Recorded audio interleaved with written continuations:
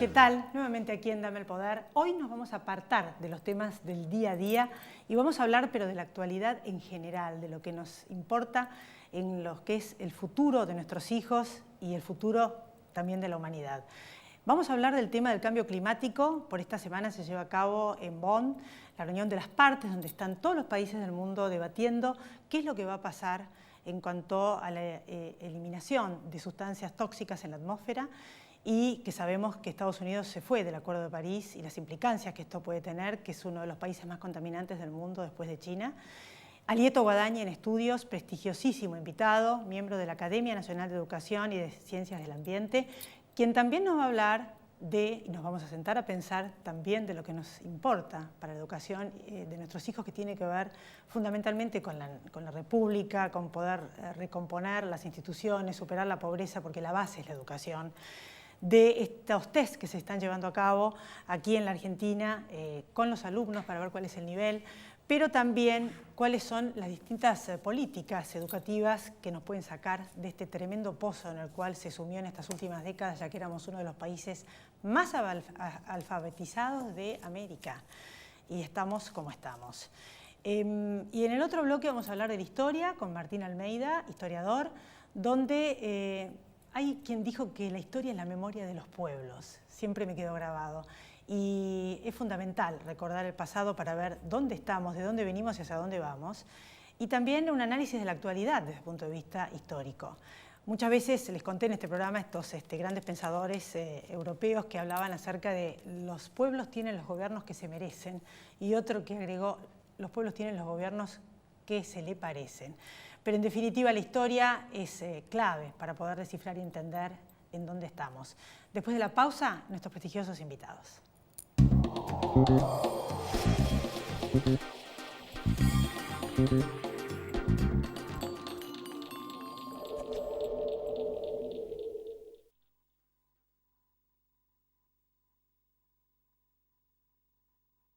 En noviembre siempre hay algo gratis para hacer en la ciudad. La noche de los museos, vea jazz, carrera nocturna y vea Celebra, Líbano, Corea y España. Además, venía a conocer el nuevo planetario y muchos eventos más.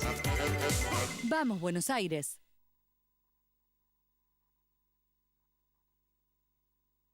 En Provincia ART, nuestro trabajo es protegerte en el tuyo. Provincia ART, la aseguradora de riesgos del trabajo del Grupo Provincia. Arriba Cabrales, significa buen café.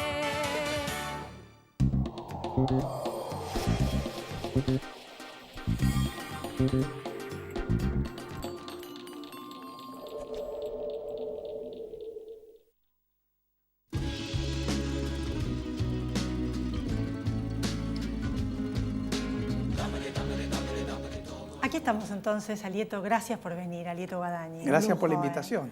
Bueno, justamente al principio del programa nos vamos a sentar a pensar, nos alejamos de las noticias bomba que hay día a día en la Argentina, y se está llevando a cabo en Europa el tema de las partes de los distintos países, a ver qué va a pasar con este acuerdo, que no sé cómo va a quedar, lo que fue en París hace ya 2 años, que se fue a Estados Unidos, el cambio climático, y todos los chicos están preocupados. Se estudia ecología en los colegios, todas las nuevas generaciones prestan atención a esto. ¿Y qué podemos hacer?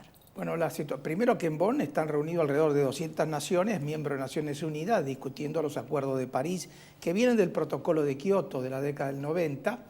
Este ha sido un año muy grave en materia ambiental. Hemos tenido ciclones, tormentas, inundaciones, sequías en todo el planeta. Basta recordar lo que pasó en el Caribe, donde ha habido los 3 ciclones más grandes de los últimos años, con gran cobranza de vidas y destrucción de bienes, el caso de Puerto Rico. Esto no es una sorpresa. Los científicos saben que el cambio climático, o sea, el calentamiento y la emisión de gases que rodea el planeta y que por lo tanto lo obliga a subir la temperatura, se origina en 4 cosas. Primero, el consumo de carbón. Segundo, el consumo de petróleo. Tercero, el consumo de gas. Y cuarto, la deforestación. Las emisiones que los compromisos tomados en el pasado indicaban que debían reducirse, no se han reducido. Entonces nos estamos acercando año a año, yo diría mes a mes, al límite crítico, que son 450 partes por millón. ¿Qué es esto? El acuerdo general es que no se puede cruzar la barrera de 450, porque si cruzamos la barrera de 450, la temperatura va a subir 2 grados respecto al nivel previo a la revolución industrial. ¿Cuánto ha subido desde la revolución industrial hasta ahora? 1,20 grados. Y año a año la humanidad sigue emitiendo. A pesar que algunos países han hecho esfuerzos de reducción, sobre todo los europeos. O sea, este es un gran problema y lo definió muy bien Obama cuando estuvo acá hace un par de semanas.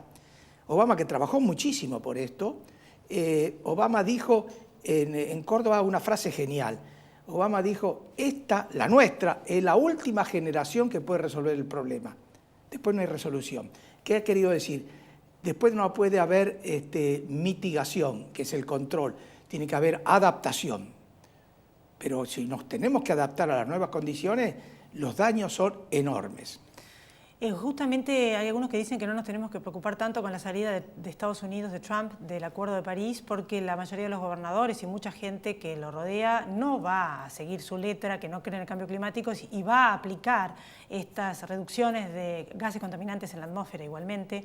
O sea, ¿cuál es la magnitud y en qué medida nos tenemos que preocupar o no con este tema de Estados Unidos? Bueno, nos tenemos que preocupar por el partido. Hay una profunda desigualdad. Entre 6 países tenemos 3/4 de las emisiones. El primer emisor mundial es China. Le sigue Estados Unidos, le sigue la Unión Europea, le sigue la India, y le sigue Japón y Rusia. Entre estos 6 se resuelve el problema. Ahora hay que ponerlo de acuerdo a los 6. Si Estados Unidos se retira de la mesa, es cierto que Estados Unidos perdió el liderazgo en las emisiones que tenía desde el siglo XX. ¿Por qué lo perdió? Porque China creció mucho más que Estados Unidos. Pero los chinos, es curioso lo que ha pasado, los chinos se han convertido en un gobierno ecologista y los americanos han tomado posiciones realmente absurdas. Por ejemplo, negar la evidencia. ¿Qué está pasando en Bonn? ¿Cuáles son las posibilidades de que efectivamente concreten? Porque lo que yo estuve leyendo es que están muy ralentizadas, muy lentas son las adaptaciones y que al paso que vamos posiblemente no estén llegando al tiempo que hay que llegar, justamente por lo que vos decías, para que no suba la temperatura de 2 grados en un año determinado, en el año 2020, ¿verdad? 2020, 2030. Si uno quiere saber la importancia de una reunión internacional, tiene que fijarse quiénes están sentados. Si van ministros o subsecretarios y no van jefes de Estado, no pasa nada. ¿Por qué en Copenhague en el 2006 hubo progresos? Porque estuvo el primer ministro chino, estuvo Angela Merkel, estuvo Obama, estuvo toda la Unión Europea, cantidad de jefes de Estados, porque son decisiones muy, muy importantes que los burócratas de segunda línea no pueden tomar, que van con una actitud conservadora. Entonces, yo me temo que esta sea otra reunión más tan frívola, tan inconducente como la del año pasado, la de Marrakech. Yo estuve presente en Marrakech y claramente en Marrakech se derrumba la reunión cuando se enteran que días antes Trump ganó la elección. ¿Qué puede pasar si no logran esa temperatura en el planeta y adaptarse? ¿Qué puede pasar en los distintos continentes, así ya para terminar este tema y pasar a la educación? Bueno, empecemos por lo nuestro. Vamos a tener más inundaciones, vamos a tener el río Paraná y el río Uruguay con más frecuencia de inundaciones, vamos a tener más sequías, vamos a tener alteración del régimen hídrico en los ríos cordilleranos, va a subir el dengue y otras enfermedades que son hijas del calentamiento. No está muy bien estudiado, pero yo me preocupa ver qué puede pasar en la franja costera de San Fernando y Tigre, que es muy vulnerable. Es una franja costera muy, muy vulnerable. No hay estudios muy completos. En otros países hay estudios. Miami. El estudio de Miami dice que desaparece en 50 años. Bueno, y ojo, Miami ya empezó a tener problemas.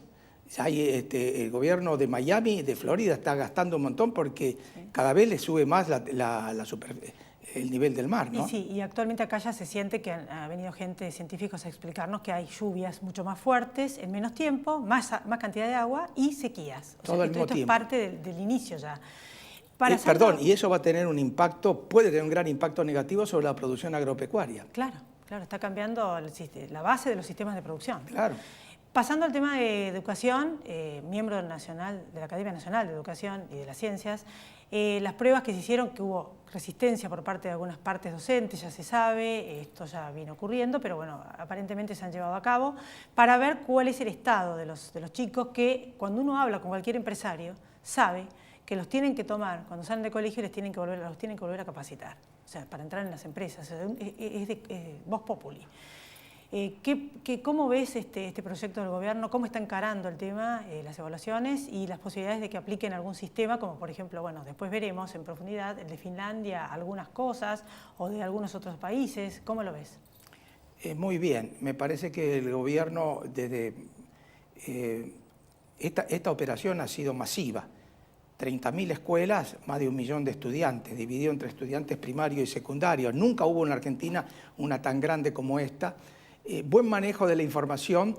Fíjese que el gobierno anterior no publicaba los resultados. El gobierno anterior publicaba 6 resultados.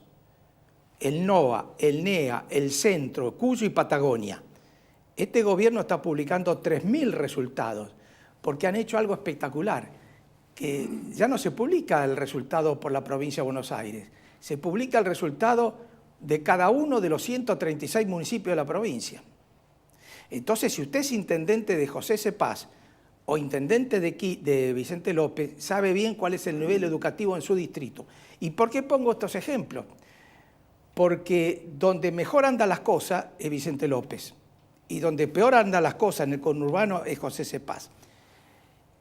Esto les da la pauta a usted que el sistema educativo argentino reproduce la desigualdad. La ciudad de Buenos Aires, miremos la ciudad de Buenos Aires. Los resultados de la evaluación del año pasado, el Aprender 2016, ahora se hizo la semana pasada, el 2017. Usted tiene la calle Rivadavia. Mientras más al norte usted esté de la calle Rivadavia, más saben los pibes.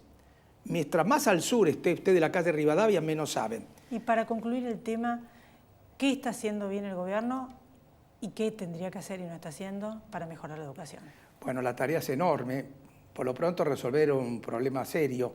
¿Cómo logramos? Mire, usted recién mencionó a Finlandia. ¿Qué tienen en común 3 países que han mejorado muchísimo? De distintos cortes políticos. Pues está Ecuador, Finlandia y Corea. Los 3 tienen algo espectacular. En Finlandia y en Corea, usted no puede entrar a la carrera docente si no está entre el 10 o el 15% de los mejores estudiantes secundarios. Claro que para eso necesita un examen general secundario que Argentina no lo tiene, ni el gobierno por ahora piensa ponerlo. En Ecuador la cosa es mucho más revolucionaria. El señor Correa puso en la Constitución del Ecuador el examen de ingreso a la universidad. Usted sabe que el examen de ingreso en la Argentina está prohibido por ley, la ley Puigros. Entonces, ¿qué es lo que pasa? El puntaje total son 1000 puntos. Usted a la carrera de abogacía, de ciencias económicas o de ingeniería entra con 550 puntos. Pero hay 2 carreras donde necesita 800 puntos para entrar, que son las carreras que cuidan al hombre, que son el maestro y el médico. Bueno, en Finlandia tienen que tener un máster en docencia para ser maestros. No, claro. Acá ni siquiera quieren ser, diríamos, analizados o ver cuál es el nivel que tienen. Y otra cosa que preocupa, la frivolidad con la cual se perjudica a los pibes pobres. Vamos a ver. Cuando se cierra una escuela por una huelga, ¿a quién perjudican? ¿A los pobres o a los ricos? Claro. Si los ricos no van a la escuela del Estado. La clase alta no va más a las escuelas del Estado. Entonces, todos los chicos, en promedio, en todo el país, de escuelas privadas, saben más que los chicos de escuelas estatales. No es la única razón, la diferencia en horario, pero existe, ¿no? Bueno, muchas gracias por haber estado acá, Lieto, y espero que puedan volver en otro momento porque es un lujo. Muchas gracias por la invitación. Después de la pausa vamos a hablar de la historia, que es la memoria de los pueblos.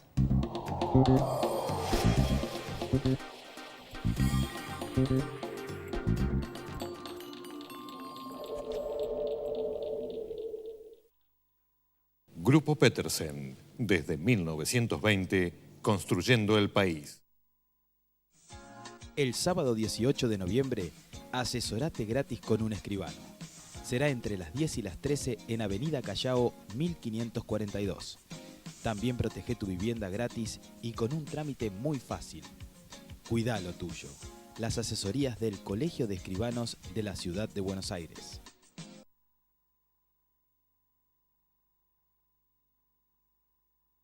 Sí a 3 hospitales con más de 50 especialidades. Sí a 9 centros de atención primaria y promoción de la salud.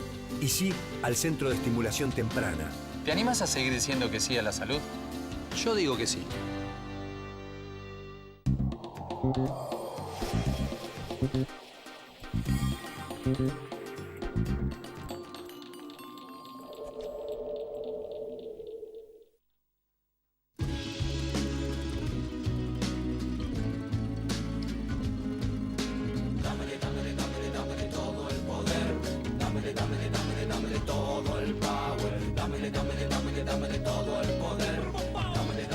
Aquí estamos entonces y seguimos en Dame el Poder con Martín Almeida, profesor de Historia. Gracias por venir, Martín. No, de nada. Bueno, justamente yo, todos estos últimos tiempos, me preguntaba, ¿no? Cómo llegamos a esta situación donde en algún momento fuimos un país, que vos nos vas a contar cómo fuimos, y están los edificios esos magníficos en la ciudad de Buenos Aires que daban cuenta de la gran potencia que fuimos hace más de un siglo. ¿Y cómo llegamos a esto? ¿Dónde avanzó tanto la corrupción y tantos pobres? Bueno, mira, la historia es una disciplina que depende los hechos que vos elijas, podés explicar las cosas de una manera o de otra, ¿no es cierto? No es una ciencia exacta, ¿no es cierto? Y entonces yo te voy a dar la opinión que yo tengo, lo que no quiere decir que sea una verdad absoluta, no es una verdad absoluta. Es un análisis histórico que analiza hechos y yo tomo en cuenta algunos hechos a los que les doy un valor y hay otra gente que toma otros hechos. Entonces, las explicaciones que se dan en historia, ¿no es cierto?, pueden ser distintas. Creo que vos debes saber, y mucha gente que ha hecho el secundario, que existió lo que se llamó la historia oficial en la Argentina. Que es verdad que existió una historia oficial, ¿no es cierto?, que Bartolomé Mitre fue el que la inició, en la idea de que la historia es un elemento coadyuvante en una sociedad, que ayuda, que hace masa crítica, ¿no es cierto?, tener una historia y además tener una historia valiosa. Cosa que en términos científicos, tener una historia valiosa no está muy recomendado, pero bueno, por eso te digo, hay quienes usan la historia para hacer poesía y para hacer política, y hay otra gente que usa la historia para analizar los hechos lo más objetivamente posible. Son dos historias. Y bueno, y cada uno sabrá, es decir, lo que se puede tratar es de ayudarlos a que vean qué elementos pueden usar para comprender qué historia le están contando, ¿no es cierto? ¿Y cómo era la Argentina y cómo es? ¿Cómo era de próspera? Bueno, Argentina, el virreinato del Río de la Plata era la zona más pobre de Hispanoamérica, porque era una tierra por de pronto desde la provincia de Buenos Aires para abajo, seguía ocupada por los indios y prácticamente no había europeos, salvo algún enclave en el sur.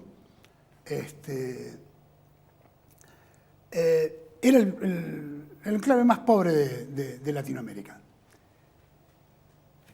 Colonia española, nos cuentan la historia de la Revolución de Mayo, etcétera, etcétera, Rosas, y hasta allí la Argentina seguía siendo muy pobre. Lo que sí empezó a tener un importante desarrollo ganadero, ¿no es cierto?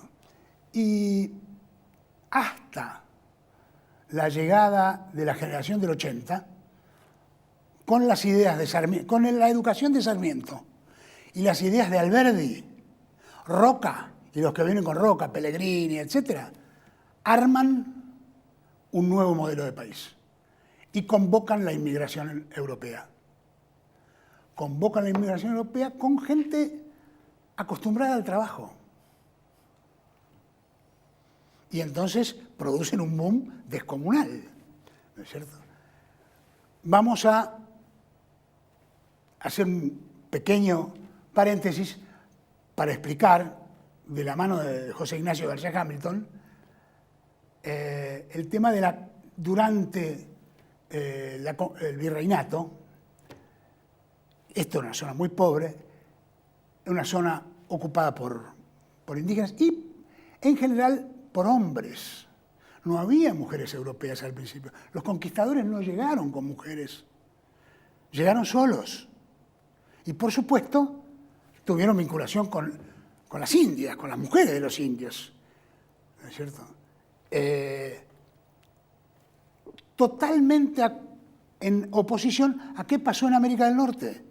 En América del Norte, ¿qué pasó? Llegaron unos colonos de Inglaterra por una guerra religiosa, se instalaron, no le dieron ninguna participación al natural, al indígena, directamente lo corrieron hacia reservaciones y desarrollaron una sociedad. Nosotros desarrollamos una sociedad de mestizos, europeos, indios y mestizos. Bueno, esta es la base social de lo que había durante el virreinato. Con la Revolución de Mayo se produce la desvinculación del Reino de España, la inseguridad política y la estabilidad era nula. No existía la Argentina en esa época. No hay Argentina hasta 1853. Hasta la Constitución. Y después, ya volviendo más para acá, viene la generación del 80, que como nos explicaste, con Sarmiento en la educación y el Verde en la Constitución, forman esta nación que pintaba con cuál era el Producto Bruto, cómo fue. Exacto. Y hasta qué año duró. Bueno, en la segunda mitad ¿Y cómo decayó después? En la segunda mitad del siglo XX, el Producto Bruto de la Argentina era igual al resto de toda América, de Hispanoamérica. ¿No es cierto?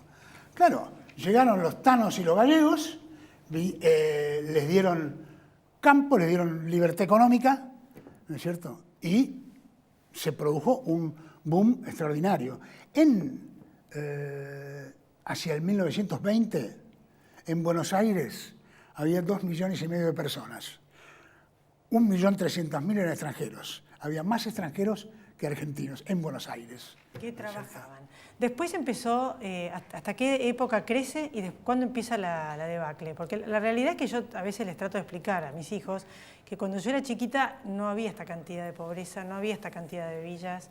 Empezó como una decadencia seria. Como yo te decía, la historia depende de los temas que quieras tomar en consideración. Sin lugar a dudas, alguna falencia había porque el fenómeno del golpe del año 1930, los militares toman el poder y echan a Irigoyen, que si bien es cierto que Irigoyen estaba un poco veterano y ya no estaba en todos sus cabales, no significaba de ninguna manera que hubiera que echarlo. Sin embargo, una fuerza importante, a través del ejército, toma el gobierno.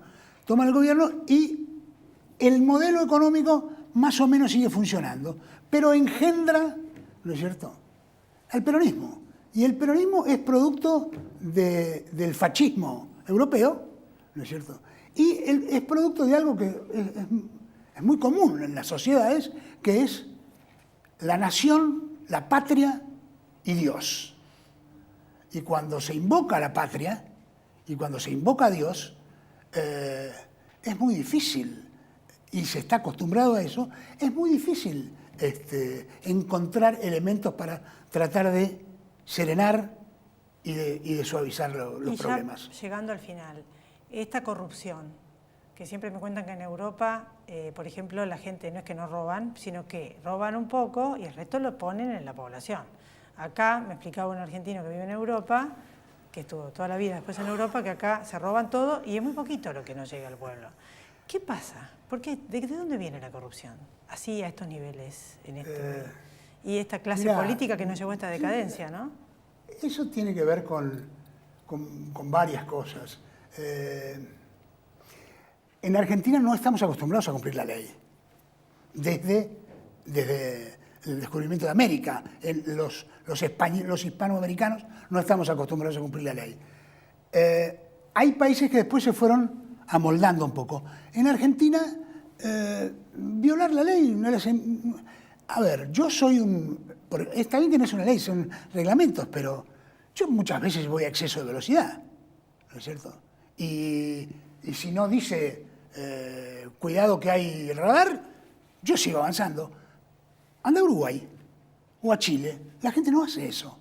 ¿Por qué nosotros no cumplimos hasta con las más mínimas ordenanzas? Bueno, no lo sé, es un cúmulo de cosas que se suman. La ley no nos va, Eso nos tiene da que mucho ver trabajo. Mucho. La falta de ley, de orden y de justicia. De justicia, bueno, estuve escuchando a alguna gente en tu programa hablando del tema de justicia y es trabajoso conseguir que el pueblo argentino respete la justicia. Y por último, ¿cómo ves al peronismo? Ya para terminar, que está más como relegado y atomizado, esta fuerza tan poderosa que fue durante tantas décadas. El peronismo, yo traté de ser peronista. En el año 73 fui con una señorita en esa época, fuimos a la cancha de Atlanta a escuchar a Firmenich hablar que se estaban preparando para recibir a Perón, que venía de Europa. No pude ser peronista. Cuando salimos y cantaban los huevos del general, son tesoro nacional, y llora, llora la puta oligarquía, porque se viene la tercera tiranía. Bueno. Dije, no, yo no puedo ser peronista, y no pude ser peronista. Claro. Así que... Un poco de violencia. Sí, es populismo, recurriendo a algunos temas que hablamos antes. Y hasta el día de hoy, populismo que esperamos salir. Y hasta el día de hoy, ojalá. Esperemos salir. Ojalá. Y mirá, puede ser que sin alguien tan fuerte políticamente, entre todos, podamos generar un modelo más sólido. Bueno, gracias, Martín. No, al contrario, gracias a vos. Te voy a volver a invitar. Gracias a ustedes por haber estado ahí también. Gracias, pásenla bien. Dámele todo el poder, dámele todo el power, dámele todo el poder.